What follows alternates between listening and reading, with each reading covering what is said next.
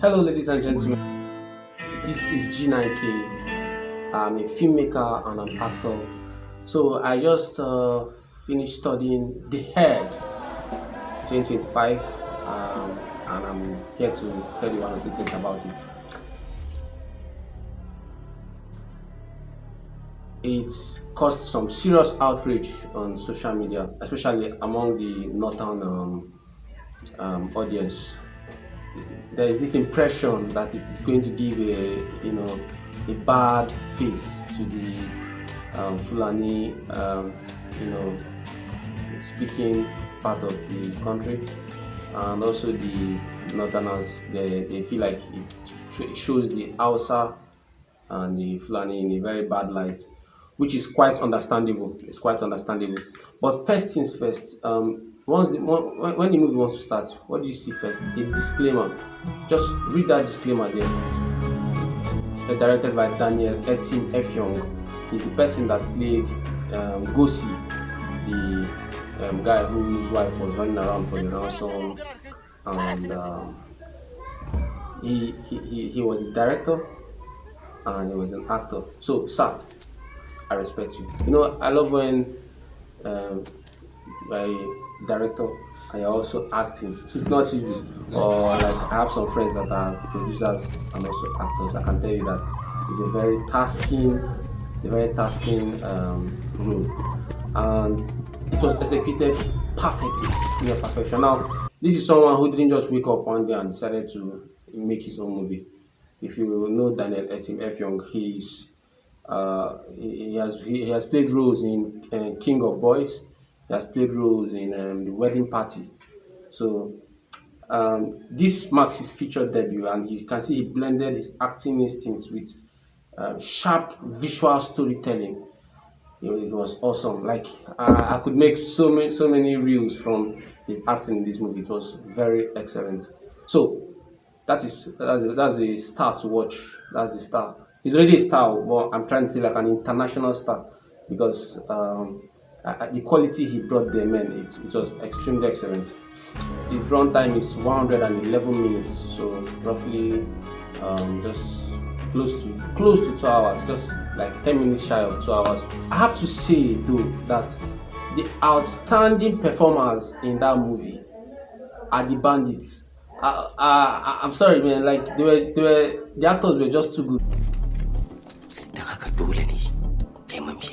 Dole ne sai ka bi umarni na in dai kana son mu zauna lafiya ne da kai. The actors were just too good. They were too good. Like, wow. Oh my god. Oh my god.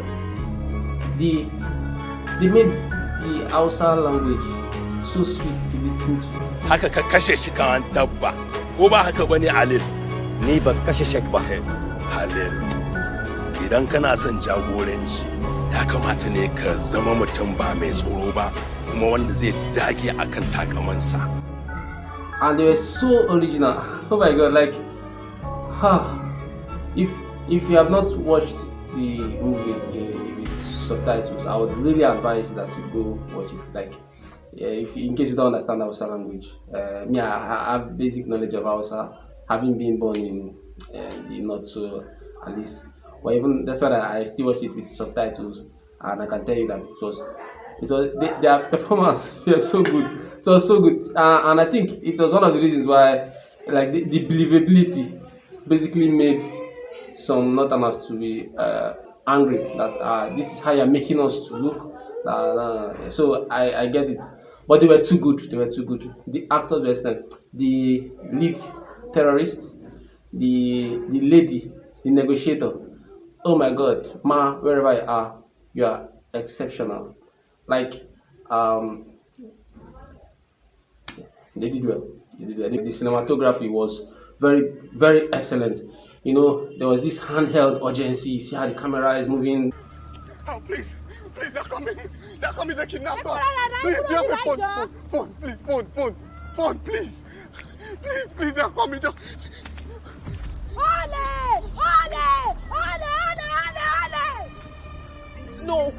No, this is my money. You can't tell me what to do with it. It's mine. Madam. That's usually handheld handheld. You understand? To add attention. You understand? It was very beautiful. So it was filmed in Kaduna, especially those banditry parts, the bush, those where the terrorists was holding us. They filmed it in Kaduna.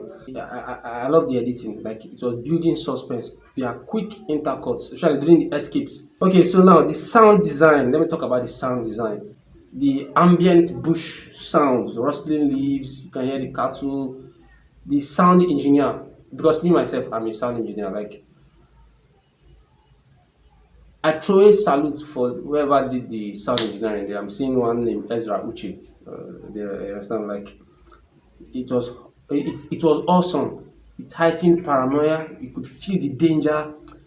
That you could feel that even the tribal percussion, the thing underscored the cultural layers without overpowering the dialogue. It was incredible.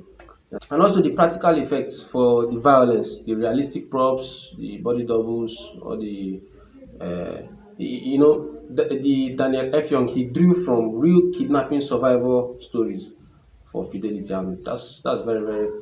He made his research. It's obvious that when you watch it, you know like this actually happened, or a variation of it happened. They didn't just this was not fiction, even though the disclaimer clearly says fiction. This fiction or this work of fiction was clearly drawn from reality. According to Global Terrorism Index reports, herdsmen killed nearly 1,700 people between January and September 2018. Okay, since the fourth Nigerian Republic founding. So farmers and herdsmen conflicts have killed thousands of people and displaced tens of thousands more.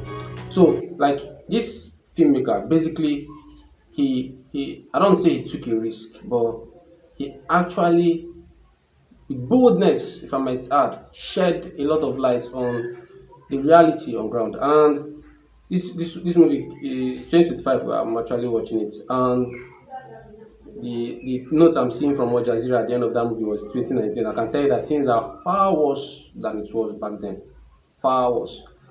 So it's a really courageous move this filmmaker made. And also now, if I may add to those criticizing the the efforts of the filmmaker, especially in the northern aspect, I would suggest that you invest more in your media and your movie industry. Understand? It's kind of only few are kind of like pushing the bounds there, so that it's not look as if people are outsiders are telling your stories more. You understand? Because that's the impression some may be having. You understand? There are lots of outsiders that are telling your story more.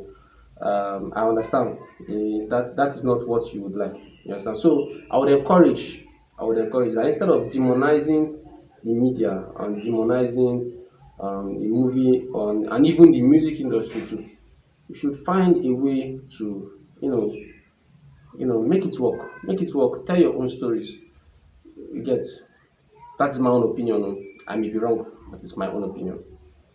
One other feedback I would like to give in concerning this movie, the filmmaker, if it's possible, maybe if you're making this kind of movie next time, maybe some subtitles like you. I know maybe you're trying to fight for the cultural, what do you call it?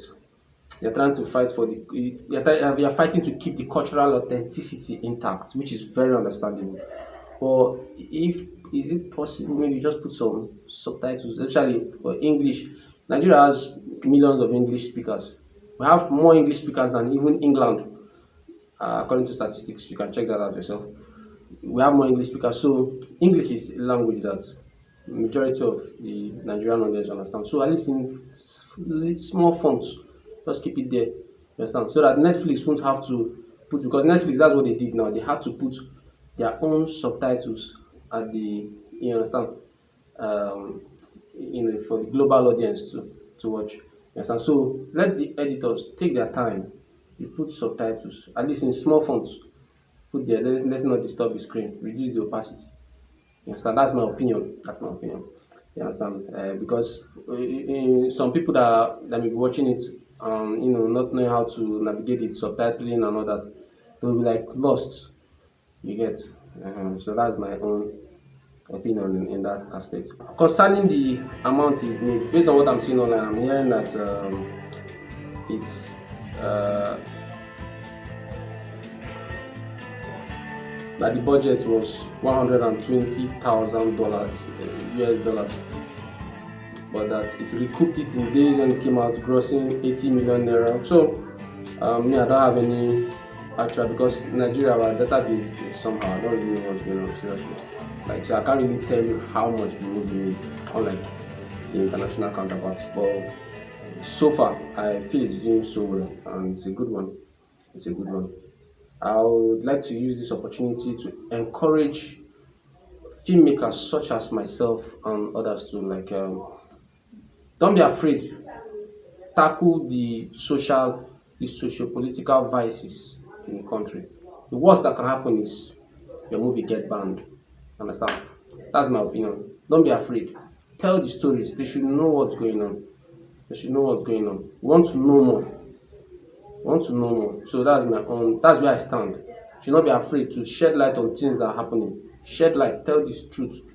Maybe when people watch the movies, they're like, "Wow, so this is really what's actually happening." Interesting. Where can you watch this movie? You can watch it on Netflix.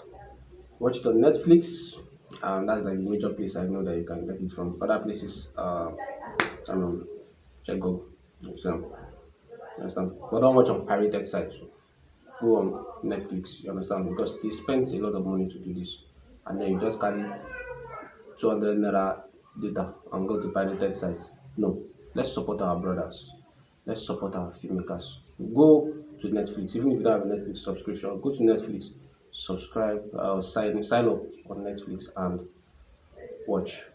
So thank you so much for listening, and thank you for banking with us. Bye. Kun raba ni da 'yan uwana kun kawo ni cikin ku. Bana so na ƙara faɗa a cikin wata masifar. Shi yasa na yi haka. Kai haƙuri.